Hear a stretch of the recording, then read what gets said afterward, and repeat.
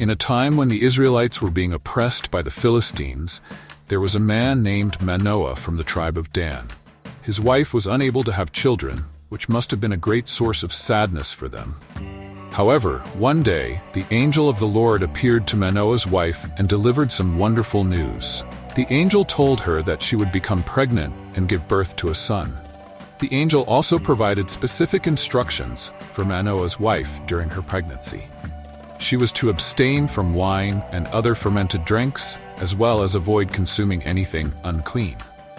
The reason for these instructions was that the child she would bear was to be a Nazirite, dedicated to God from the womb. This meant that he would never be allowed to cut his hair with a razor. This must have been an exciting and overwhelming revelation for Manoah's wife. The angel's message not only promised her a long-awaited child, but also revealed that this child would have a special purpose, serving God in a unique way. This was undoubtedly a time of great hope and anticipation for the couple as they looked forward to the birth of their son. The woman, upon seeing the angel, rushed to tell her husband, Manoah. Manoah then prayed to the Lord, asking him to send the angel again to teach them how to raise the boy. Fortunately, God heard Manoah's prayer, and the angel returned. Manoah took the opportunity to ask the angel about the rules they should follow, and the angel reiterated the instructions. Soon after, Manoah's wife gave birth to a son and named him Samson. As Samson grew, the Lord blessed him, and the Spirit of the Lord began to stir him. Samson decided to travel to Timnah, where he saw a Philistine woman and wanted to marry her. His parents tried to dissuade him, but Samson insisted on going through with it. On his way to Timnah, Samson encountered a young lion. Suddenly, the Spirit of the Lord came upon him, and he was able to tear the lion apart with his bare hands. Later, when Samson returned to marry the woman, he found the lion's carcass had a swarm of bees and some honey inside. He scooped out the honey and ate it, even sharing some with his parents, but he didn't tell them where it came from. During the wedding celebration, Samson presented a challenging riddle to his 30 Philistine companions. Out of the eater, something to eat. Out of the strong, something sweet. He offered a tempting reward if they could solve the riddle within 7 days. 30 linen garments and 30 sets of clothes. However, if they failed, they would have to give Samson the same. The Philistines struggled to decipher the riddle, so they resorted to threatening Samson's wife to uncover the answer. Ultimately, Samson gave in to his wife's persistent pleas and revealed the secret. She then passed the solution to the Philistines, who provided the correct answer to Samson. Understandably, this angered Samson, and the story continues from there. Samson was a man known for his incredible strength. He fell in love with a woman named Delilah, who lived in the valley of Sorek. Delilah was a very beautiful and charming woman, and Samson was completely smitten with her. The Philistine leaders noticed this relationship between Samson and Delilah. They saw this as an opportunity to get to the bottom of Samson's strength, which had caused them a lot of trouble. So, the Philistine leaders went to Delilah and offered her a large amount of silver if she could find out the secret behind Samson's extraordinary strength. Delilah was tempted by the idea of getting a lot of money. She agreed to betray Samson, who was a very strong man. Delilah started to try and convince Samson to tell her the secret of his strength. Samson knew that this could be dangerous, so at first he did not tell Delilah the truth.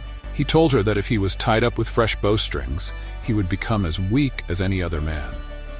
Delilah tried this, but when the Philistines came to capture Samson, he easily broke free from the ropes. Delilah was determined to find out the truth from Samson. She kept asking him and asking him. Samson then told her that if he was tied up with new ropes that had never been used before, he would lose his strength. Delilah tried this again. The Philistines tried to capture Samson, but he was able to break free once more. Delilah was feeling frustrated and desperate. She accused Samson of not loving her because he had not told her his secret. Delilah kept nagging Samson day after day until he was completely tired of it. Finally, Samson revealed the true secret of his strength. He explained that his hair had never been cut because he was a Nazirite, a person who was dedicated to God from birth. Samson told Delilah that if his hair were shaved off, he would lose all his strength. Delilah knew that Samson had told her everything about the secret of his great strength. She decided to take advantage of this information. Delilah sent a message to the Philistine leaders, who were the enemies of the Israelites.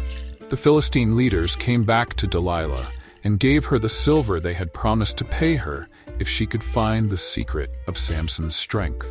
While Samson was sleeping with his head on Delilah's lap, she called for someone to come and shave off the 7 braids of his hair. As soon as his hair was cut, Samson's great strength left him, and he became as weak as any other man. The Philistines were then able to capture Samson and take him prisoner. They took him to the city of Gaza and gouged out his eyes. This meant that Samson could no longer see.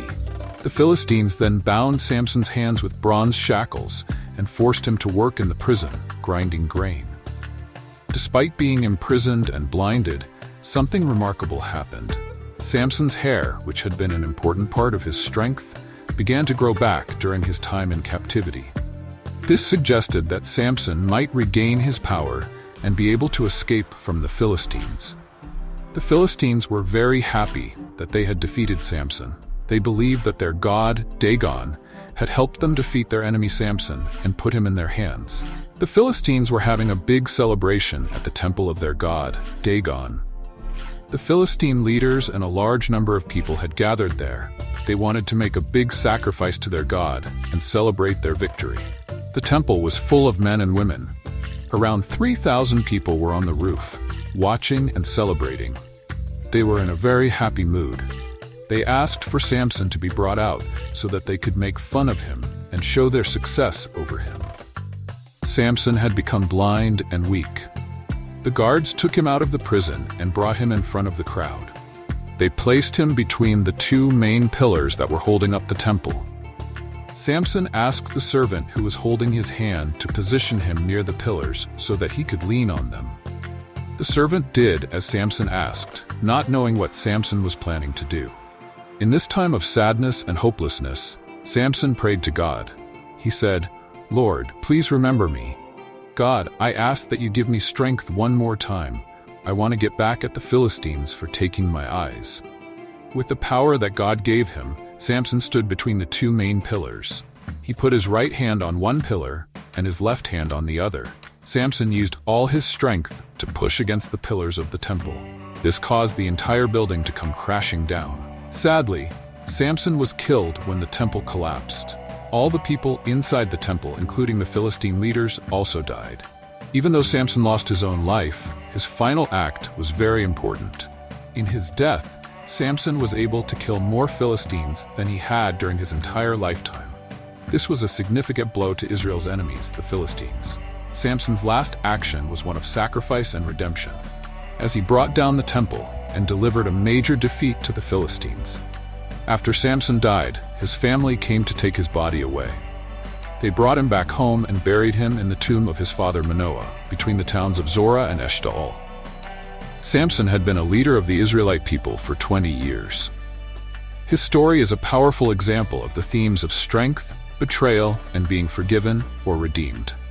Even though his story has some difficult and tragic moments, it remains an important and meaningful tale that teaches us about the ideas of being strong, being betrayed by someone you trust, and then being given another chance or being forgiven.